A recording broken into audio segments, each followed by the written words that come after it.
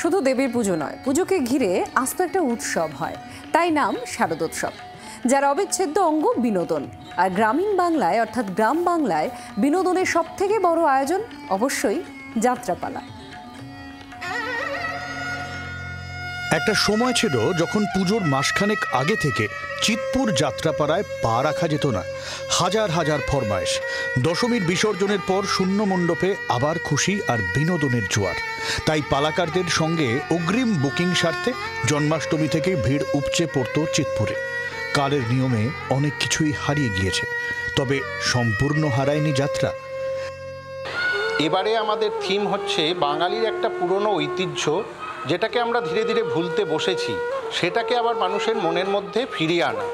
সেইটার এতেই আমাদের সঙ্গী হচ্ছে যাত্রা, যেটার আমরা নাম দিয়েছি, আমরা যেটা যাত্রা বলতে আমরা শুনি যাত্রা পালা, সেটার সঙ্গে মিলিয়ে আমাদের থিম হচ্ছে পালা শুরু। পালা শেষ নয়, এবার পালা শুরুর ডাক দিয়েছে পূর্বাচল উদয়ন সংঘ। সেই সময়ের আস্ত চিৎপুর যাত্রাপাড়াকে কলকাতার আনোয়ার শাহ কানেক্টরে তুলে আনছেন তারা। এবছর 28 বছরে পা উদয়ন সংঘের। যাত্রাপাড়াতে যে ধরনের পরিবেশটা থাকে, সেই পরিবেশটাকে আমরা ফুটিয়ে তোলার চেষ্টা করছি। যে প্রথমে যেভাবে যাত্রায় এন্ট্রি হয়, টিকিট কাউন্টার, যাত্রার পোস্টার, এই ধরনের জিনিসগুলো দিয়ে আমরা প্রথমে শুরু করছি। এবার চিৎপুরের যে যাত্রা বুকিংয়ের যে জায়গাগুলো, তার দু সাইডে সেই জায়গাগুলোকে আমরা যেভাবে আমরা দেখে থাকি, সেই জায়গাগুলো কিছুটা আমরা সেই আভাসটা রাখতে চেয়েছি। যুগ্মভাবে এই কাজ করেছেন শিল্পী পিন্টু ও জয়ন্ত। একালের দর্শকদের সেকালের যাত্রা আবহ বোঝাতে চেষ্টার কোনো কসুর করছেন না তারা।